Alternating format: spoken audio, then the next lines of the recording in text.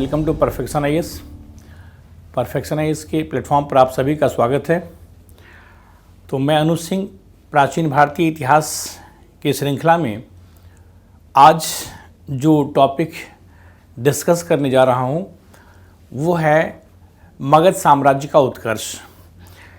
Last video में आपने देखा होगा कि मगध साम्राज्य के उत्कर्ष के कारणों की हमने चर्चा किया था कि मगध साम्राज्य का उत्कर्ष किस कारण से हुआ, और मगध साम्राज्य पर छठी शताब्दी से लेकर के चतुर्थ शताब्दी ईसा पूर्व तक मगध साम्राज्य पर शासन करने वाले 3 राजवंशों को बताया था, हर्यक वंश, शिशुनाग वंश और नंद वंश। तो लास्ट वीडियो में हर्यक वंश के पहले शासक बिंबिसार की हमने चर्चा की थी। अब उसी हर्यक वंश के दूसरे शासक अजातशत्रु, उदयन की चर्चा करके और इसके बाद हम आते हैं फिर शिशुनाग वंश पर। तो आज के वीडियो में हम ये चर्चा करेंगे हर्यक वंश का शासक अजातशत्रु।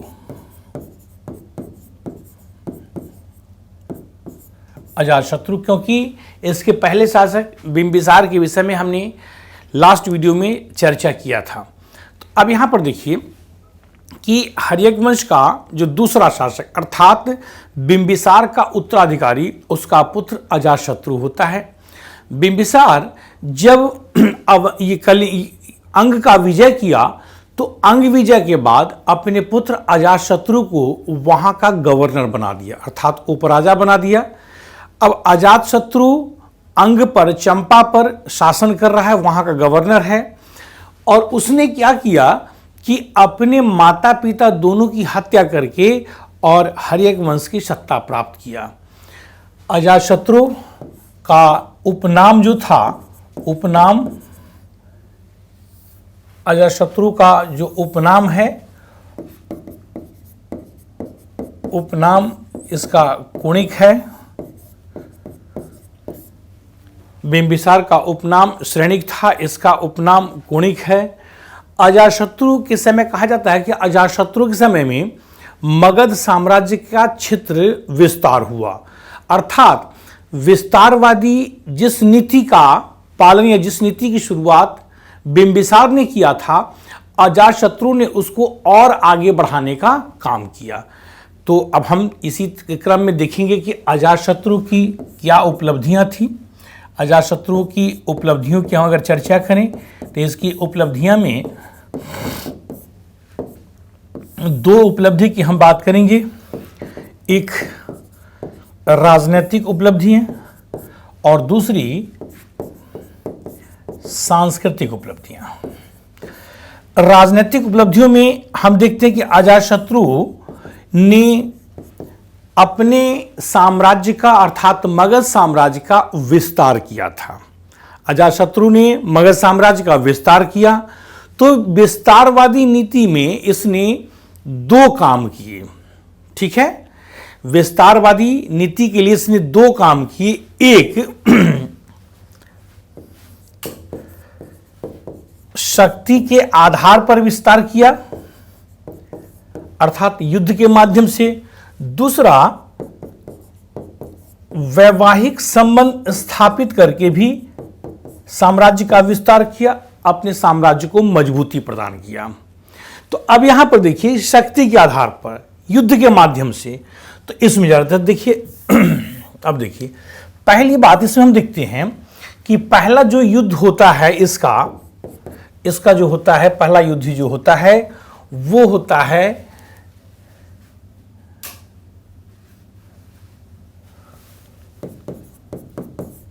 कौशल के साथ। इसलिए कि जब अजातशत्रु ने बिंबिसार की हत्या कर दी थी तो कौशल के शासक प्रसेनजित ने क्या किया कि कौशल के शासक प्रसेनजित ने काशी के क्षेत्र को पुनः वापस ले लिया। प्रसेनजित का कहना था चूंकि हमने बिंबिसार को वह काशी का क्षेत्र दिया था, दहेज के रूप में दिया था, जब अजातशत्रु ने उसकी हत्या कर दी इसलिए उस क्षेत्र को हम वापस ले रहे हैं। फलस्वरूप क्या हुआ कि कौशल के साथ अजातशत्रु का संघर्ष हुआ। अजातशत्रु ने कोसल राज्य पर आक्रमण किया और कोसल राज्य पर आक्रमण करके कोसल के शासक प्रसेनजीत को इसने पराजित कर दिया। क्योंकि अजातशत्रु शक्तिशाली था, इसके समय मगध साम्राज्य का और अधिक विस्तार हुआ था, तो कोसल के शासक प्रसेनजीत को इसने पराजित कर दिया। और प्रसेनजीत ने क्या किया कि अपनी पुत्री वाजिरा का विवाह इसके साथ कर दिया। तो प्रसेनजीत की बहन का विवाह महाकोसला का विवाह बिंबिसार के साथ होता है और प्रसेनजीत की पुत्री का विवाह जो है कोसल के साथ, कोसल मतलब इसके साथ अजातशत्रु के साथ होता है। तो इस तरीके से आप देखते हैं कि इस वैवाहिक संबंध या जो संघर्ष हुआ, इसके बाद क्या लाभ हुआ, क्या हुआ? इसके बाद हुआ ये कि काशी का क्षेत्र पुनः अजातशत्रु को मिल गया और अब काशी सदा सदा के लिए मगध साम्राज्य के अंतर्गत आ गया।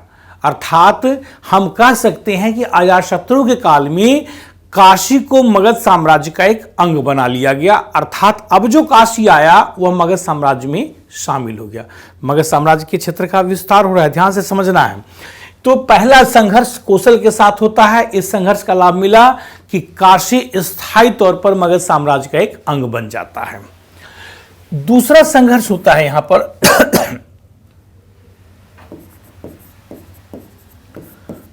वज्जी संघ के साथ। अब देखिए, इस यह जो संघर्ष होता है, इस संघर्ष के दो कारण थे, एक प्रत्यक्ष कारण और दूसरा अप्रत्यक्ष कारण। तो प्रत्यक्ष कारण क्या है? प्रत्यक्ष कारण में अजातशत्रु ने बताया कि चूंकि वज्जी संघ के शासक कोसल के मित्र हैं, इसलिए हम वज्जी संघ पर आक्रमण कर रहे हैं। यह तो प्रत्यक्ष कारण बताया, लेकिन यह प्रत्यक्ष कारण जो था अवास्तविक कारण था। यह अवास्तविक कारण था और प्रत्यक्ष कारण कहा कि अप्रत्यक्ष कारण यह कहा था इसमें कि गंगा नदी के व्यापार पर एकाधिकार स्थापित करना। तो यह अप्रत्यक्ष कारण है और यही अप्रत्यक्ष कारण जो है वो वास्तविक कारण है कि अजातशत्रु यह देख रहा था कि तत्कालीन समय में गंगा नदी व्यापार का एक महत्वपूर्ण मार्ग है और इसीलिए उस व्यापारिक मार्ग पर वह एकाधिकार करना चाहता था और इसीलिए वह वज्जी संघ के साथ संघर्ष किया। तो यह जो है अप्रत्यक्ष कारण जो है वो वास्तविक कारण था। इसको आप देखें। अब देखिए, इसमें जो हम बात करते हैं कि वज्जी संघ चूंकि एक 8 कुलों का मजबूत संघ था और इसको आसानी से पराजित नहीं किया जा सकता था, इस बात को अजातशत्रु अच्छी तरीके से समझ रहा था और इसीलिए इसने क्या किया कि अपने 2 मंत्री सुनिध और वस्कार को वज्जी संघ में भेज करके फूट डलवा दिया। चूंकि अजातशत्रु जानता था कि अगर वज्जी संघ के साथ जब वज्जी संघ की एकता कायम रही और उस समय अगर वज्जी संघ पर हम आक्रमण करेंगे तो बहुत संभव है कि वज्जी संघ के शासक हमें पराजित कर दें। तो इसलिए पहला काम इसने किया कि वज्जी संघ में फूट डलवाने की कोशिश की ताकि वज्जी संघ कमजोर हो जाए। तो इसने अपने 2 मंत्रियों के माध्यम से वज्जी संघ में फूट डलवा दिया और उसके बाद तब वज्जी संघ पर आक्रमण किया। वज्जी संघ को विजय करने में, जीतने में, अब आप समझ लीजिए कि अजातशत्रु को लगभग 16 वर्ष लगे।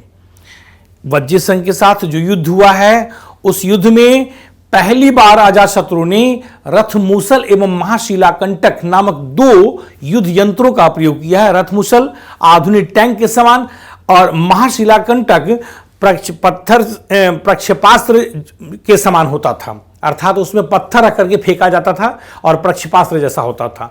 तो कहने का मतलब यह है कि इस युद्ध में अजातशत्रु ने रथमूसल और महाशिलाकंटक नामक 2 युद्ध यंत्रों का प्रयोग किया था और इसके माध्यम से उसने वज्जी संघ को पराजित किया। इस वज्जी संघ के विजय से 2 लाभ हुआ। ठीक, वज्जी संघ के विजय से 2 लाभ हुआ। लाभ नंबर एक यह हुआ कि गंगा नदी के व्यापार पर अजातशत्रु का अधिकार स्थापित हो गया और लाभ नंबर 2 कि मगध साम्राज्य की उत्तरी सीमा नेपाल की सीमा तक अब चली गई, अर्थात नेपाल की सीमा तक मगध साम्राज्य के क्षेत्र का विस्तार हो जाता है। तो इस तरीके से आपने ये देखा कि सेकंड जो युद्ध इसने किया है वज्जी संघ के साथ वो अत्यधिक महत्वपूर्ण युद्ध था और इस युद्ध से मगध साम्राज्य की स्थिति और मजबूत हो जाती है। अब देखिए, इसके बाद हम देखते हैं कि इसने इसके बाद मल्ल संघ के साथ भी संघर्ष किया और मल्लों के साथ संघर्ष के पीछे अजातशत्रु ने कारण यह बताया कि चूंकि मल्ल जो है वज्जी के मित्र हैं और इसीलिए हम मल्ल संघ के साथ युद्ध करके मल्लों को पराजित करेंगे। तो मल्ल संघ के साथ युद्ध में इसने क्या किया, मल्ल संघ को पराजित किया और इस प्रकार युद्ध के माध्यम से अजातशत्रु ने अपनी स्थिति को मजबूत की। अजातशत्रु की या कह सकते मगध साम्राज्य की असली दुश्मनी जो है वो अवंती महाजनपद से थी, लेकिन अवंती महाजनपद पर अजातशत्रु सीधे सीधे आक्रमण नहीं करना चाह रहा था। अवंती महाजनपद के शासक चंडप्रद्योत और अजातशत्रु दोनों जो समकालीन हैं वो इस समझ रहे थे, दोनों एक दूसरे की शक्ति को समझ रहे थे और इस कारण से दोनों ने एक दूसरे पर आक्रमण नहीं किया और इस कारण इस समय में मगध और अवंती के संबंध जो है संबंधों में कटुता नहीं आई। तो ये आप देख रहे थे कि हमने आपको कहा कि शक्ति के आधार पर अजातशत्रु ने इस प्रकार से विस्तारवादी नीति का पालन किया। दूसरी बात यहां पर वैवाहिक संबंध के माध्यम की बात करेंगे हम कि अजातशत्रु ने अपनी पुत्री पद्मावती का विवाह, ठीक है, वत्स शासक उदयन के साथ कर दिया। वत्स जो तत्कालीन समय में जो 16 महाजनपद में एक महाजनपद वत्स है जो वर्तमान के कौशांबी और प्रयागराज जिले में अवस्थित था और कौशल और वत्स में परस्पर मित्रता थी, ठीक है। तो कौशल और वत्स में परस्पर मित्रता थी और वत्स का संबंध अवंती से भी अच्छा था, अर्थात आप कह सकते हैं कि अवंती के क्षेत्र विस्तार वत्स तक था। तो अब अजातशत्रु के दिमाग में यह बात है कि अगर वत्स के शासक के साथ हम अगर संबंध स्थापित कर लेते हैं तो एक प्रकार से वत्स पर हमारा नियंत्रण स्थापित भी हो जाएगा और दूसरी चीज कि अवंती जाने के मार्ग में वत्स बाधक के रूप में काम भी नहीं करेगा। तो इस प्रकार से इसने क्या किया, अजातशत्रु ने अपनी पुत्री पद्मावती का विवाह वत्स शासक उदयन के साथ करके अपनी स्थिति को और मजबूत किया और इस प्रकार से अजातशत्रु तत्कालीन समय में एक शक्तिशाली शासक के रूप में उभर करके आ गया। तो ये आपने देखा अजातशत्रु की राजनीतिक उपलब्धियों की, कैसे उसने अपने समय में अपने क्षेत्र का विस्तार किया है इन दो नीतियों के द्वारा।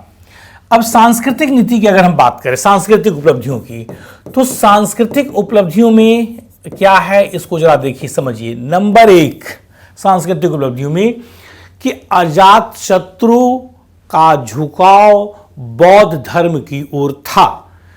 अजातशत्रु के काल में ही महात्मा बुद्ध की मृत्यु हुई और महात्मा बुद्ध के मृत्यु के उपरांत जैसे उनकी मृत्यु होती है तो उसी समय में प्रथम बौद्ध संगीति का आयोजन राजगृह में किया गया अजातशत्रु काल में ही, और राजगृह में ही इन्होंने एक स्तूप का भी निर्माण करवाया था। तो अजातशत्रु की सांस्कृतिक उपलब्धियों में हमने कहा कि अजातशत्रु की आस्था बौद्ध धर्म के प्रति थी। आपने देखा प्रथम बौद्ध संगीति का आयोजन इसके काल में हुआ, ठीक है। और उस बौद्ध संगीति की क्या उपलब्धि थी ये तो आपको पता ही होगा, हमने पहले भी बताया, पहले की वीडियो में बताया है कि त्रिपिटक के 2 ग्रंथ सुत्त पिटक और विनय पिटक की रचना यहां पे होती है। और दूसरी बात हमने ये कहा कि इस समय अजातशत्रु ने क्या किया था कि राजगृह में एक स्तूप का निर्माण करवाया था। तीसरी जो महत्वपूर्ण सांस्कृतिक उपलब्धि है इसके काल की, तीसरी सांस्कृतिक उपलब्धि यह है कि चूंकि इस समय अजातशत्रु समझ रहा है कि अवंती एक शक्तिशाली महाजनपद है और अवंती के आक्रमण का कहीं ना कहीं इसके दिमाग में भय भी बना हुआ था। दूसरी बात कि वज्जी संघ अर्थात लिच्छवियों को इसने पराजित तो कर दिया है, वज्जी संघ को पराजित तो कर दिया है, लेकिन वज्जी संघ से भी भय बना हुआ है। तो इसीलिए इसने क्या किया कि अवंती महाजनपद के शासक के संभावित आक्रमण से सुरक्षा करने के लिए इसने राजगृह का दुर्गीकरण किया और वज्जी संघ के संभावित आक्रमण से सुरक्षा करने के लिए इसने पाटलीग्राम का दुर्गीकरण किया। पाटलीग्राम का दुर्गीकरण किया। इस प्रकार इसने दुर्गों का निर्माण करके अपनी स्थिति को सुदृढ़ करने की कोशिश की। तो ये अजातशत्रु की सांस्कृतिक उपलब्धियां थी। ये आपने देखा कि इसके समय में हर्यक वंश के क्षेत्र का अत्यधिक विस्तार होता है। अब हर्यक वंश का इसके बाद का शासक है उदयन। देखिए, उदयन भी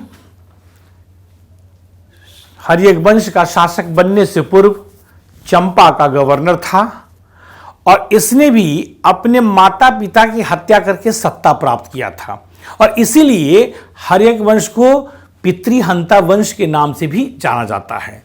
तो अब यहां पर देखिए कि उदयन के विषय में, कि उदयन को हमने कहा कि शासक बनने से पूर्व यह चंपा का गवर्नर था और इसने भी अपने माता पिता की हत्या करके सत्ता प्राप्त किया था।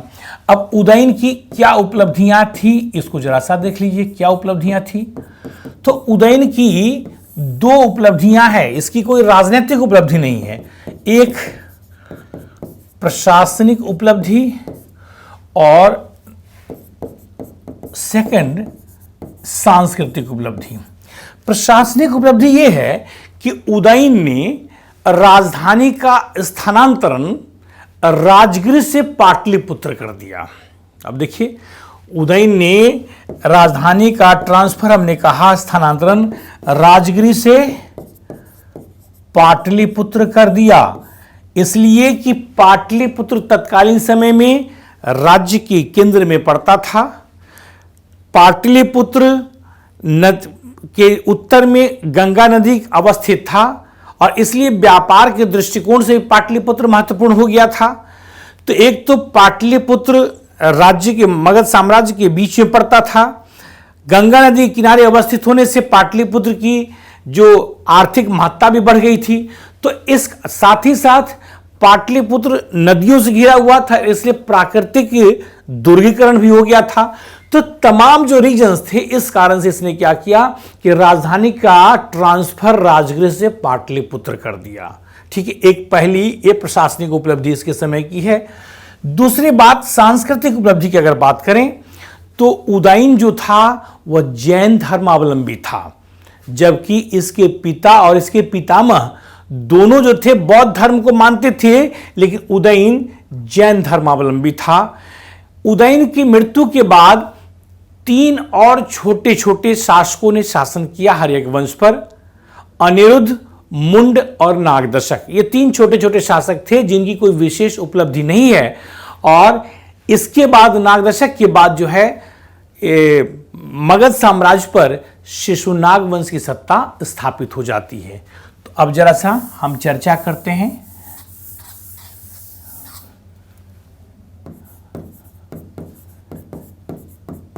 शिशुनाग वंश की। अब देखिए, शिशुनाग वंश में 2 शासक हुए, एक तो शिशुनाग ही कहा जाता है और दूसरा है कालाशोक। 2 शासक हुए शिशुनाग वंश में। अब एक एक करके देखेंगे कि दोनों की क्या उपलब्धियां रही है। जहां तक शिशुनाग की बात है, शिशुनाग अपने वंश का संस्थापक था और इसीलिए इसके नाम पर ही इसके वंश का नामकरण शिशुनाग वंश कर दिया गया। अब जैसे देखिए, शिशुनाग शासक बनने से पूर्व अर्थात मगध की सत्ता प्राप्त करने से पूर्व जो था वो काशी का अमात्य था। अमात्य मतलब एक शीर्ष दर्जे का अधिकारी, काशी का अमात्य था और वहीं से उसके अंदर शासक बनने की महत्वाकांक्षा का विकास होता है। जब हर्यक वंश का शासक कमजोर हुआ तो शिशुनाग ने उसको पदच्युत करके, सत्ताच्युत करके और पाटलिपुत्र अर्थात मगध साम्राज्य की राजगद्दी को प्राप्त कर लेता है। शिशुनाग की अगर उपलब्धियों की बात करें, अगर इसकी हम उपलब्धियों की बात करें तो इसकी एक उपलब्धि जो महत्वपूर्ण उपलब्धि है वह है राजनीतिक उपलब्धि। ठीक है, राजनीतिक उपलब्धि इसकी सबसे महत्वपूर्ण उपलब्धि है। ऐसे करेंगे राजनीतिक उपलब्धियां और दूसरा है प्रशासनिक उपलब्धियां। अब जरा से देखिए, इस राजनीतिक उपलब्धि में सबसे जो बड़ी बात है, महत्वपूर्ण बात है शिशुनाग का अवंती विजय। यह आज तक, इसके पहले तक अजातशत्रु बिंबिसार के काल में संभव नहीं हो सका था, चूंकि तत्काल हमने देखा बिंबिसार और अजातशत्रु ने मिलकर के कोसल को पराजित किया, वज्जीसंघ को कमजोर किया, वत्स के साथ अजातशत्रु ने अपना संबंध, वैवाहिक संबंध के माध्यम से अच्छा संबंध स्थापित कर लिया। तो अब एकमात्र महाजनपद अवंती महाजनपद है जो शक्तिशाली है और उसी से मगध साम्राज्य के शासकों को भय है। शिशुनाग की जो उपलब्धि है, राजनीतिक उपलब्धि है सबसे महत्वपूर्ण, कि उसने अवंती का विजय किया।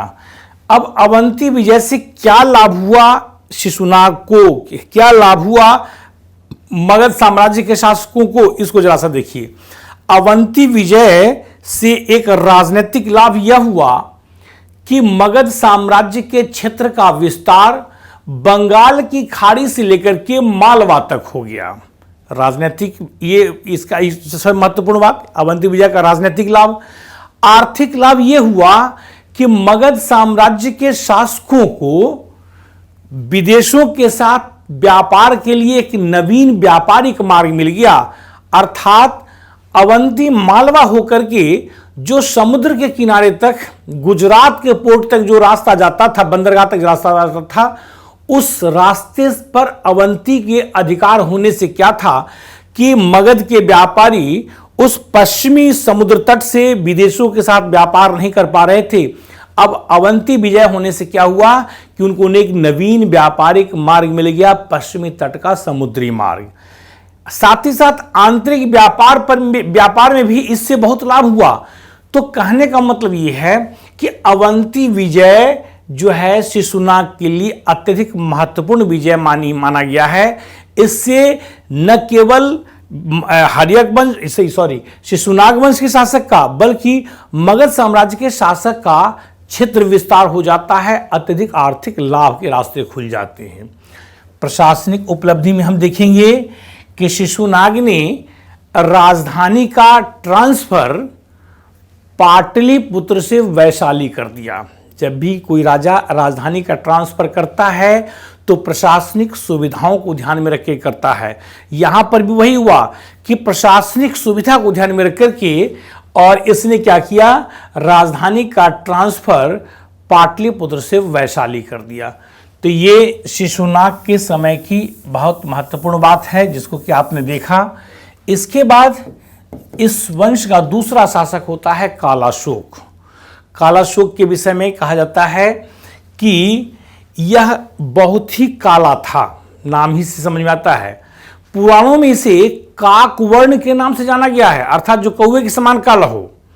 तो यह कालाशोक जो था अपने समय में हम कह सकते हैं कि बहुत ही एक कुरूप शासक के रूप में ये सामने आया।